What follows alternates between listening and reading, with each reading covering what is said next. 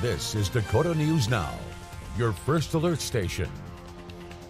It is 5 o'clock, and good evening, everyone. I'm Brian Allen. Good evening, I'm Kara Setzer. After the shutdown of 4 newspapers earlier this month, news owners have stepped in to get them back up and running. Yeah, Sam Schauer was able to sit down with the Moody County Enterprise to talk about the transition that is underway. It is our top story here at 5 o'clock. Hello, Sam. Hey, Brian and Kara. While it was a scary time for the communities affected by the shutdowns, it was also very scary for the journalists who thought they lost their jobs. The Enterprise was able to open again thanks to new owners Champion Media, but Moody County Enterprise editor says she had a feeling this would happen and says the industry is tackling the effects instead of the causes.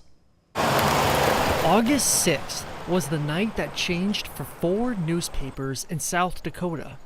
They were shut down, but now are open after new ownership. The Moody County Enterprise editor Carleen Wild is happy that Flandreau and the county can see the paper again. People get to see their kids' games and scores in print and photos and, what happens with the fall harvest and who the new teachers are. But also not surprised about reopening.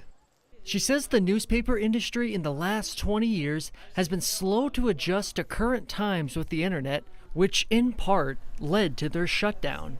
I think the conversation around the changing landscape with newspapers or media has been prevalent for a long time though, so it certainly didn't surprise me. The Enterprise has been around since 1878, and there was a concern that there wouldn't be local news to share in Moody County for the first time in nearly 150 years. This isn't a new conversation for Wild, as she says more people have turned away from the news, and the challenge is getting them back.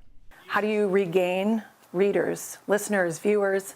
How do you fund your newsroom if advertisers are following those same trends or going online? It was a scare for the county as well as other places like Brookings, and something Wild hopes will happen is more support for local news.